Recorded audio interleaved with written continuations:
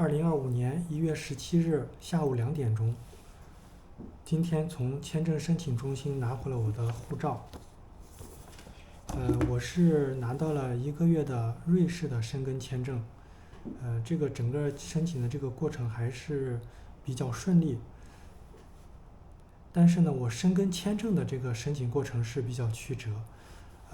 我是从去年的3月份开始申请法国签证，因为一直预约不到签证的这个递交时间，所以呢就是自己的一些资料，包括准备的一些存款证明都已经过期了。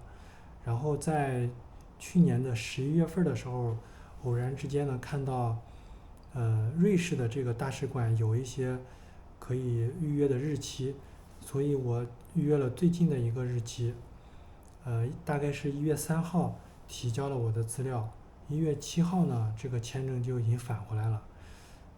因为我这周比较忙，所以护照呢我是今天才从签证服务中心拿回来的。申请法签呢是想去法国看一下奥运会，因为预约不到时间，所以最终也没有成行。关于瑞士旅行呢，我也是梦想了很长时间，就是在小时候呢，看过一个动画片，叫做《阿尔卑斯山的少女》。动画片里边展示的就是瑞士的一些风土人情，风景，还有一些食物，就感觉特别的好奇。所以呢，就是瑞士的这个旅行呢，就在心里边就埋下了一个种子。现在呢，终于拿到了签证，就打算再好好的规划一下瑞士的旅行。现在呢，我把我申请的这个过程以及准备的一些资料简单的介绍一下。我是在这个 TLS 签证中心申请的。在土耳其申请和在中国申请，主要的区别呢是2项。一项呢就是你需要有土耳其的居住卡，另一项呢就是你需要有土耳其的银行流水。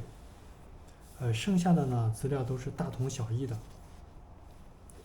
现在呢我把申请的这些资料逐项的介绍一下。第一项呢就是护照，第2项呢就是土耳其的居留卡。土耳其的居留卡要求是你从申根区旅行返回以后，还需要有额外3个月的有效期。第3项呢就是2寸的照片。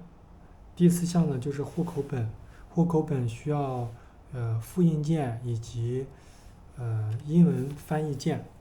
第5项需要旅行保险单。第6项需要机票、酒店订单，还有你的这个旅行的行程计划。第7项需要经济证明。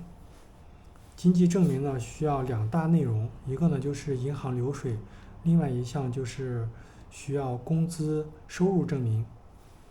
我的银行流水呢是提供了3项，一项呢就是中国的信用卡，还有就是中国的工资卡，另外一项呢就是土耳其的银行卡。第8项呢就是在职证明。我在中国呢是有一个外贸公司的，所以呢就是我提供了公司的这个营业执照，提供了我的在职证明，还提供了这个公司的账户，就是用这些信息呢来证明我是有足够的这个经济能力，来支撑我的这个旅行。基本上的资料呢就是这么多。好了，今天的分享就到这里，再见。